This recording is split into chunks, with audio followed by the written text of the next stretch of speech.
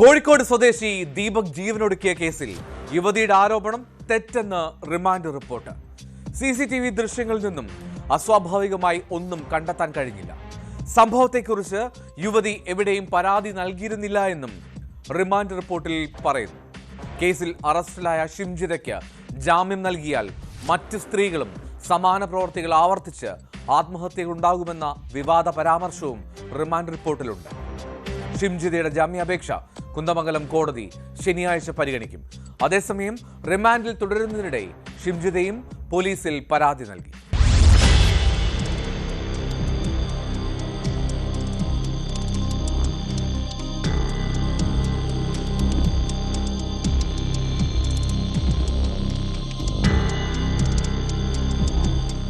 ബസ്സിൽ വെച്ച് ദീപക്കിൽ നിന്നും മോശം പെരുമാറ്റം നേരിട്ടുവെന്ന ഷിംജിതയുടെ ആരോപണം പൂർണ്ണമായി തള്ളുന്ന വിവരങ്ങളാണ് റിമാൻഡ് റിപ്പോർട്ടിലുള്ളത്.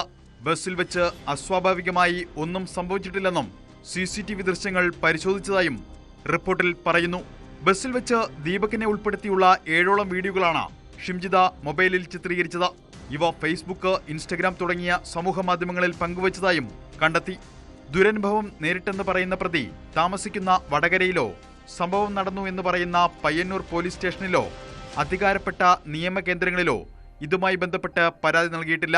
സംഭവം നടന്നു എന്ന് പറയുന്ന ബസ്സിലെ CCTV ദൃശ്യങ്ങൾ പരിശോധിച്ചു. ദീപക്കും പ്രതിയും ബസ്സിൽ കയറിയതായും അസ്വാഭാവികമായി യാതൊന്നും നടന്നിട്ടില്ലെന്നും ഇതിൽ വ്യക്തമാണ്. ശേഷം പ്രതിയും ദീപക്കും ബസ്സിൽ നിന്നിറങ്ങി നടന്നു പോകുന്നതാണ് CCTV ദൃശ്യത്തിലൂടെ വ്യക്തമായതെന്നും ഇത് സ്ഥിരീകരിക്കുന്നതാണ് ബസ് ജീവനക്കാരുടെ മൊഴിയെന്നും റിപ്പോർട്ടിൽ പറയുന്നു. അതേസമയം തന്നെ ഷിംജിതയ്ക്ക് ജാമ്യം നൽകിയാൽ മറ്റു സ്ത്രീകളും ഇത്തരത്തിൽ പ്രതികരിച്ച് കൂടുതൽ പേർ ജീവനൊടുക്കിയേക്കാമെന്ന വിവാദ പരാമർശവും റിമാൻഡ് റിപ്പോർട്ടിലുണ്ട്.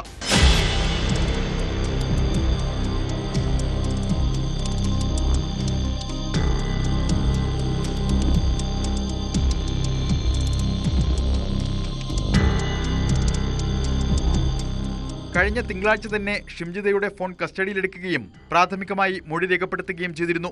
ഫോണിൽ നിന്നും കണ്ടെടുത്ത വിവാദ ദൃശ്യങ്ങൾ എഡിറ്റ് ചെയ്താണ് പ്രചരിപ്പിച്ചതെന്നാണ് പോലീസിന്റെ കണ്ടെത്തൽ. കൂടുതൽ വ്യക്തതയ്ക്ക് വേണ്ടി ഫോൺ ശാസ്ത്രീയ പരിശോധനയ്ക്ക് വിധേയമാക്കും. ഷിംജിതയെ വിശദമായി ചോദ്യം ചെയ്യാൻ അന്വേഷണ സംഘം കസ്റ്റഡി അപേക്ഷ നൽകിയിട്ടുണ്ട്.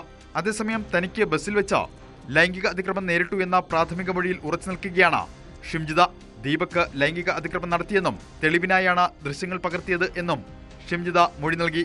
അതിക്രമം നേരിടുന്ന സ്ത്രീകൾക്ക് ബോധവൽക്കരണം എന്ന രീതിയിലാണ് വീഡിയോ പോസ്റ്റ് ചെയ്തതെന്നും ഷിംജിത മൊഴി നൽകി. കുന്നമംഗലം ഫസ്റ്റ് ക്ലാസ് മജിസ്ട്രേറ്റ് കോടതിയിൽ നൽകിയ ഷിംജിതയുടെ ജാമ്യഹർജി ശനിയാഴ്ച പരിഗണിക്കും. ബസ്സിലെ അതിക്രമം സംബന്ധിച്ച് പയ്യന്നൂർ പോലീസിന് മെയിൽ മുഖേനയാണ് ഷിംജിത പരാതി നൽകിയത്. യുവതിക്ക് വേണ്ടി സഹോദരനാണ് പരാതി അയച്ചതെന്നാണ് വിവരം.